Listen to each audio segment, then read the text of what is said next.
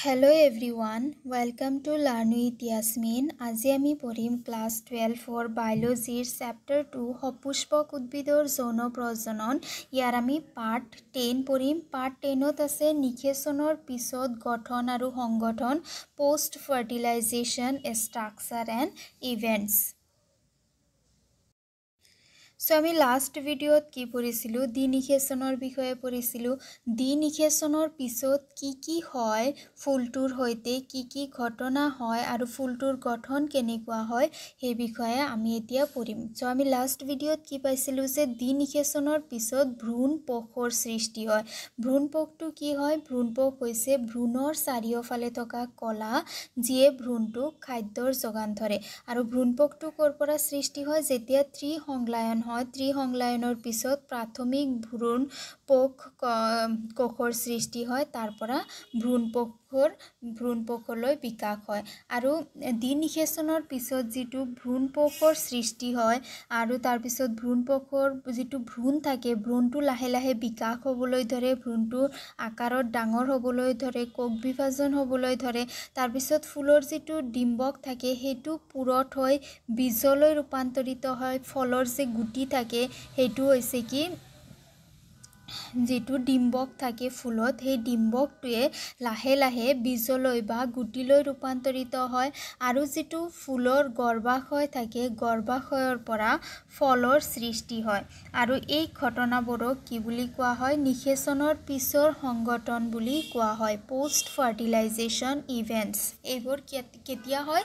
নিষেচনৰ পিছত। নিষেচনৰ পিছত ভ্ৰূণ কোষৰ সৃষ্টি হয়, ভ্ৰূণৰ বিকাশ হয়, ভ্ৰূণটো ডাঙৰ হ'বলৈ ধৰে, তাৰপিছত ডিম্বক পূৰঠ হৈ বীজলৈ ৰূপান্তৰিত হয় আৰু গৰ্ভাশয়ৰ পৰা ফলৰ সৃষ্টি হয়। আৰু এইবোৰকে কি বুলি কোৱা হয়? নিষেচনৰ পিছৰ সংগঠন বুলি কোৱা হয়। এতিয়া আমি চাওঁ ভ্ৰূণ কোষটো কি হয়। ভ্ৰূণ কোষ যিটো ভ্ৰূণৰ চাৰিওফালে যিটো কলাৰ আৱৰণি থাকে তাক কি বুলি কোৱা হয়? ভ্ৰূণ কোষ বুলি কোৱা হয়। এই যিটো ভ্ৰূণ কোষ আছে, ভ্ৰূণ কোষটো ভ্ৰূণৰ বিকাশৰ আগতে ভ্ৰূণ কোষৰ বিকাশ হয়। ভ্ৰূণ কোষটো ক'ত থাকে? ভ্ৰূণৰ চাৰিওফালে, ৰাইট? এই ভ্ৰূণৰ চাৰিওফালে যিটো ভ্ৰূণ কোষৰ আৱৰণি থাকে, কলাৰ আৱৰণি থাকে, এই আৱৰণিটো, এই ভিতৰৰ যে ভ্ৰূণটো যে আছে, এই ভ্ৰূণৰ বিকাশ হোৱাৰ আগতে ভ্ৰূণ কোষটোৰ বিকাশ হৈ যায়, ভ্ৰূণ কোষটো সম্পূৰ্ণ হৈ যায়, তাৰ পিছতে ভ্ৰূণৰ বিকাশ হ'বলৈ ধৰে। আগতে কিয় ভ্ৰূণ কোষৰ বিকাশ হয়? কাৰণ এইটো যিটো ভ্ৰূণ কোষ আছে, ভ্ৰূণ কোষটোত কি থাকে? বহুত পৰিমাণে খাদ্য বস্তু সঞ্চিত হৈ থাকে। এই কলাসমূহে বহুত খাদ্য বস্তু সঞ্চিত কৰি ৰাখে। এই খাদ্য বস্তুসমূহ এই ভিতৰত যিটো ভ্ৰূণ আছে, ভ্ৰূণটোৱে নিজৰ বিকাশৰ কাৰণে ব্যৱহাৰ কৰে, নিজৰ পৰিপুষ্টিৰ কাৰণে ভ্ৰূণে ব্যৱহাৰ কৰে। আৰু ভ্ৰূণ কোষৰ বিকাশ কেনেকৈ হয়? যিটো প্ৰাথমিক ভ্ৰূণ কোষ থাকে, প্ৰাথমিক ভ্ৰূণ কোষটো কিহৰ পৰা সৃষ্টি হয়? যেতিয়া ত্ৰিসংলায়ন হয়। ত্ৰিসংলায়নৰ ফলত কিহৰ সৃষ্টি হয়? প্ৰাথমিক ভ্ৰূণ কোষৰ সৃষ্টি হয়। প্ৰাথমিক ভ্ৰূণ কোষটোৰ কি হয়? বাৰম্বাৰ কোষ বিভাজন হয়। কোষ বিভাজন হৈ কিহৰ সৃষ্টি হয়? এইটো যে ইয়াতে আছিল কি ভ্ৰূণ কোষ, এইটোৰ বিভাজন হৈ ভ্ৰূণ কলাৰ সৃষ্টি হয়। আমি জানো যে বহুত কোষ লগ লাগি তাৰ পৰা কিহৰ সৃষ্টি হয়? কলাৰ সৃষ্টি হয়। গতিকে এই কোষটোৰ বাৰ কোষ বিভাজন হৈ বহুত কোষৰ সৃষ্টি হয় আৰু তাৰ পৰা কলাৰ সৃষ্টি হয়। আৰু এইটো যে প্ৰাথমিক ভ্ৰূণ কোষ যে আছিল, এইটো বিভাজন হৈ ইয়াতে ত্ৰিগুণিত ভ্ৰূণ কলাৰ সৃষ্টি হয়। আৰু এই কলাৰ কোষবোৰত মই যেনেকৈ কৈছোঁ যে খাদ্য সঞ্চিত হৈ থাকে, খাদ্য বস্তুৰে পূৰ্ণ হৈ থাকে। আৰু এই খাদ্য বস্তু যিটো ভিতৰৰ, এইটো যে ভিতৰৰ যে ভ্ৰূণটো যে আছে, ভ্ৰূণটোৱে নিজৰ বিকাশৰ কাৰণে পৰিপুষ্টি হিচাপে ব্যৱহাৰ কৰে। যিটো ভ্ৰূণ কোষ থাকে, ভ্ৰূণৰ চাৰিওফালে যে কলাৰ আৱৰণ থাকে ভ্ৰূণ কোষ, সেই ভ্ৰূণ কোষটো কি হয়? ভ্ৰূণ কোষটো প্ৰাথমিক ভ্ৰূণ কোষ কেন্দ্ৰৰ অবিৰতভাৱে বিভাজনৰ ফলত অনেক মুখ কোষ কেন্দ্ৰৰ সৃষ্টি হয় যেটো প্ৰাথমিক ভ্ৰূণপোক কোষ কেন্দ্ৰ থাকে প্ৰাথমিক ভ্ৰূণপোক কোষ কেন্দ্ৰটো কেতিয়া সৃষ্টি হয় যেতিয়া ত্ৰিসংলায়ন হয় ত্ৰিসংলায়নৰ ফলত কি হয় প্ৰাথমিক ভ্ৰূণপোক কোষ কেন্দ্ৰৰ সৃষ্টি হয় এই যেটো প্ৰাথমিক ভ্ৰূণপোক কোষ কেন্দ্ৰ যে আছে এটা কোষৰ যেটো মাজৰ যেটো নিউক্লিয়াছ থাকে হেতু অসমীয়াত কোষ কেন্দ্ৰ বুলি কোৱা হয় এইটো যেটো কোষ কেন্দ্ৰটো যে আছে এই কোষ কেন্দ্ৰটো কি হয় বাৰ কোষ বিভাজন হয় বিভাজন হৈ তাৰ পৰা কিহৰ সৃষ্টি হয় বহুত ধৰণৰ বহুত কোষ কেন্দ্ৰৰ সৃষ্টি হয় এটা কোষ কেন্দ্ৰ বিভাজন হৈ ইয়াতে বহুত কোষ কেন্দ্ৰৰ সৃষ্টি হয় এইটো যে PEN যে লিখিছে PEN ৰ ফুল ফৰ্ম হৈছে কি প্ৰাইমাৰী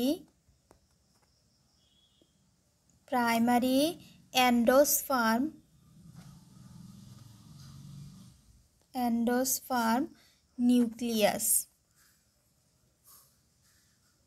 প্ৰাইমাৰীৰ মানে হৈছে প্ৰাথমিক এণ্ডোস্পাৰ্মৰ মানে হৈছে ভ্ৰূণপোক নিউক্লিয়াছৰ মানে হৈছে কোষ কেন্দ্ৰ তো কি হয় যেটো প্ৰাথমিক ভ্ৰূণপোক কোষ কেন্দ্ৰ থাকে হেতুৰ বাৰ বিভাজন হয় আৰু বহুত কোষ কেন্দ্ৰৰ সৃষ্টি হয় ভ্ৰূণপোক বিকাশৰ এই পদ্ধতিটো কোৱা হয় মুক্ত কোষ কেন্দ্ৰীয় ভ্ৰূণপোক যেহেতু যিবোৰ কোষ কেন্দ্ৰৰ সৃষ্টি হয় প্ৰাথমিক ভ্ৰূণপোক কোষ কেন্দ্ৰৰ পৰা সেই কোষ কেন্দ্ৰসমূহ মুক্ত অৱস্থাত থাকে গতিকে এই পদ্ধতিটো কি বুলি কোৱা হয় কোষ কেন্দ্ৰীয় মুক্ত কোষ কেন্দ্ৰীয় ভ্ৰূণপোক বুলি কোৱা হয় তাৰ পিছৰ পৰ্যায়ত এবাৰ কোষ কেন্দ্ৰ সৃষ্টি হোৱাৰ পিছৰ পৰ্যায়ত কোষ বেৰৰ সৃষ্টি হয় বুজি পালা এবাৰ কি হয় বিভাজন হৈ বহুত কোষ কেন্দ্ৰৰ সৃষ্টি হয় আৰু কোষ কেন্দ্ৰসমূহ সৃষ্টি হোৱাৰ পিছত কি হয় তাৰ চাৰিওফালে কোষ বেৰবোৰৰ সৃষ্টি হয়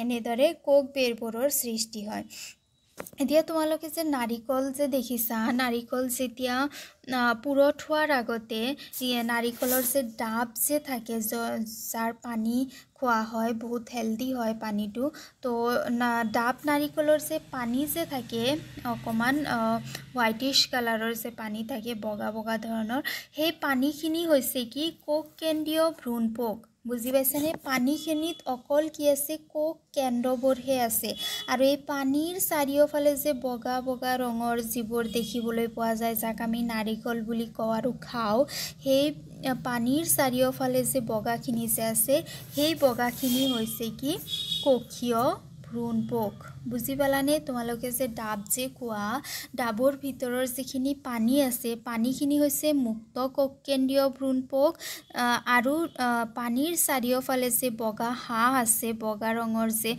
অলপমান সফট যে বস্তু আছে যিখিনি মানুহে খায় সেইখিনি হৈছে কি কোষীয় ভ্ৰূণপোক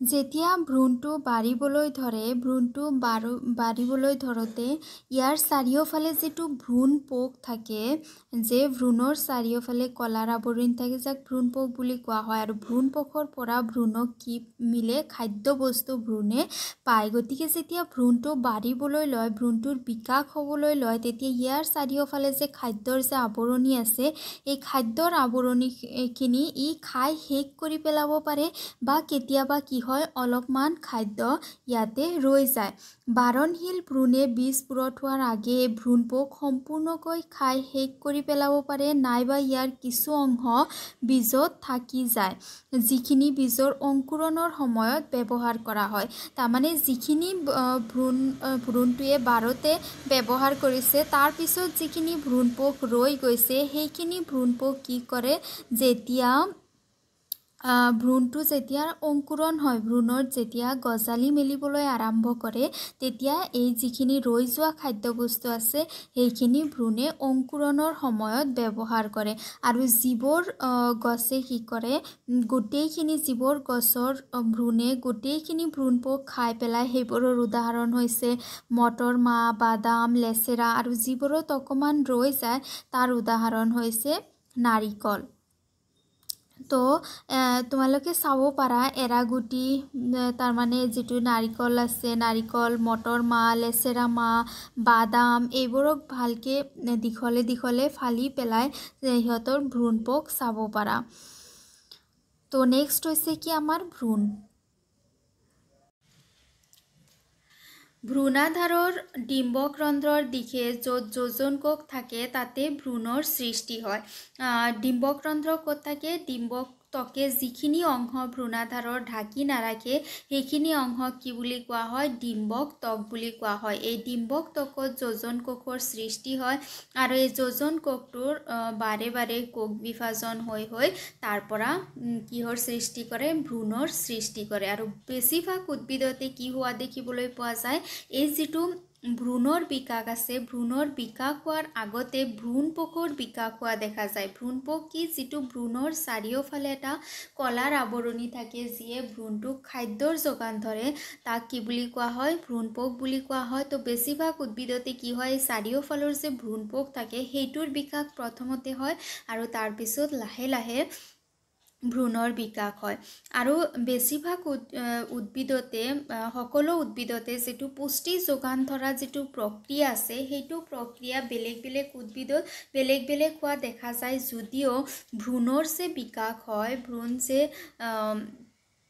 ডাঙৰ হয়, সেইটো প্ৰক্ৰিয়া একবীজপত্ৰী হওক বা দ্বিবীজপত্ৰীয়ে হওক প্ৰাথমিক স্তৰকেইটা একে হোৱা দেখা যায়।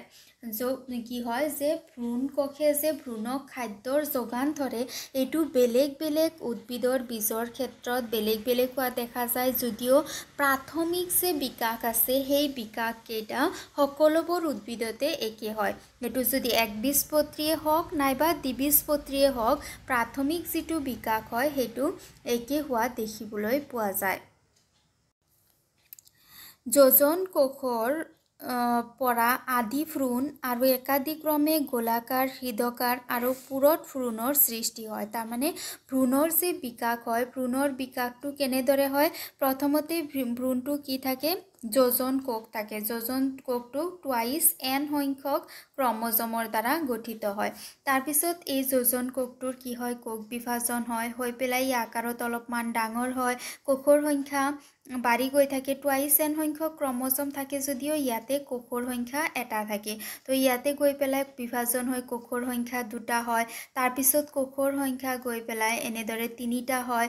তাৰপিছত যিটো কি থাকে এইটো যে ভ্ৰূণটো যে থাকে ভ্ৰূণটো এনেদৰে গোলাকাৰ হোৱা দেখিবলৈ পোৱা যায়। ইয়াতে যে কৈছে একাদিক্ৰমে গোলাকাৰ, এইটো চোৱা, এইটো যে গোলাকাৰ এনেদৰে ইহঁতে গোলাকাৰ হয়।